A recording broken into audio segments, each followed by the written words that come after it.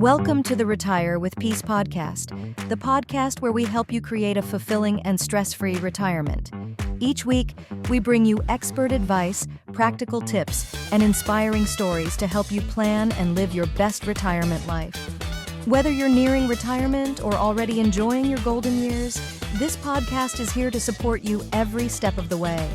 Let's embark on this journey together and discover how to retire with peace. Welcome back to the Retire with Peace podcast. As always, I'm your host, Dave Zaegel. We are in the middle of a series on Social Security and some of the basics, some of the calculations, and we're now up to some strategies and some planning items. We're going to do this episode on planning strategies for couples, and then we'll do one final episode after that on a little bit more advanced planning strategies and thoughts. Let's talk about planning for couples, because it's important to have three goals in mind. First, we want to maximize our benefits over our lifetime. Kind of makes sense. Not a big shock there. So first, we want to maximize our benefits. Second, we want to plan accordingly for taxes, because Social Security benefits are taxed unless you have a low overall income, a really pretty low overall income needed in order to have zero Social Security tax. I know there was some misconception with the One Big Beautiful Bill Act, whatever they call that thing, long name. When that bill was passed, there was some misconception that Social Security was no longer taxed. Not true. In fact, we did a whole video on the bill that was passed and debunked that. Social Security is still very much taxed. They did some things to where taxes overall can be lower for retirees, but fact is, Social Security is absolutely still taxed.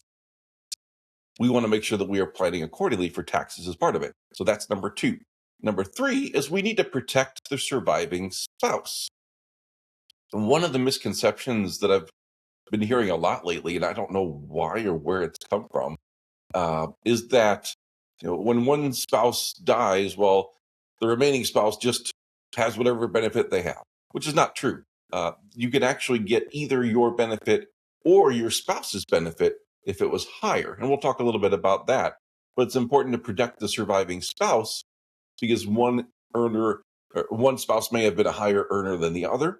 And we want to make sure that if the high earning spouse passes away first, we're planning in such a way that the surviving spouse can get an additional benefit out whenever that person has passed away. So definitely want to protect the surviving spouse. That is number three. So let's talk about some common strategies that we will see. First one, which we just touched on in terms of providing some protection for a surviving spouse, is oftentimes if you have one spouse who is a much higher earner than the other, we'll see that higher earning spouse delay their benefit until age 70. Or sometime after full retirement age. But by delaying that, they are increasing their own benefit.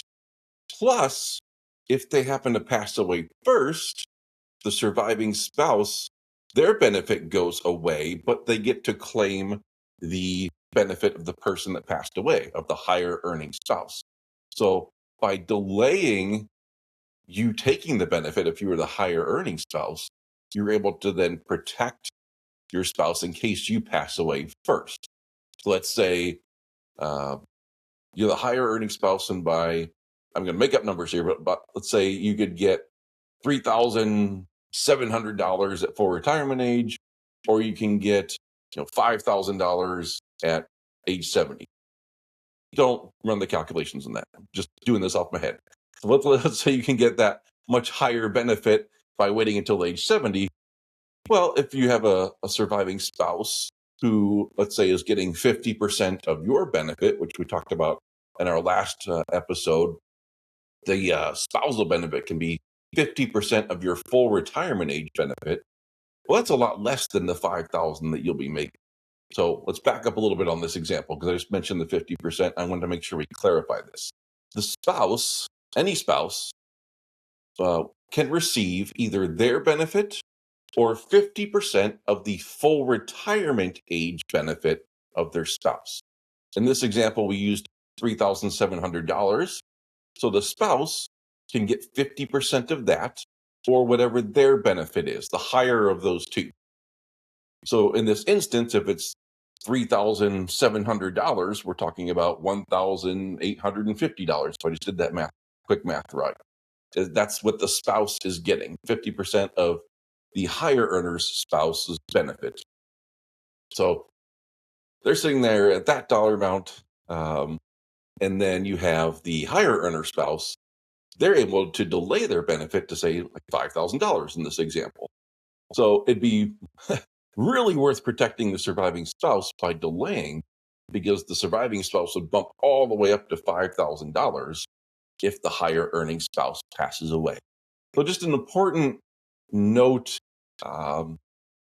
just really important, just protect the surviving spouse. And I point this out so clearly because I'm not sure why there's misconceptions around this one.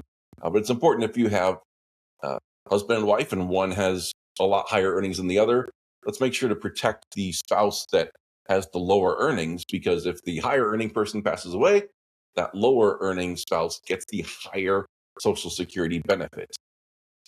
So that's one. Make sure we run that strategy if that's applicable to us, and it doesn't really matter gender so much as who has life expectancy, who has the higher earnings amount, all those things play in. So just, again, plan for that in terms of protecting for the surviving spouse in these instances. We also might want to plan, if we have a medical issue, to start claiming a little bit earlier. We've seen this a couple of times with our existing clients where they were planning on waiting, say, till age 67 or age 70. A medical issue comes up, and all of a sudden they're saying, just in case, I want to start taking the money now. Now, there's a break-even point if you run these calculations. So if, for example, you're thinking of taking at age 67, or perhaps waiting instead until age 70, there's a break-even point usually around very early 80s. So if you're sitting here at age 67 and you're going, do I wait until 70 or do I take it now?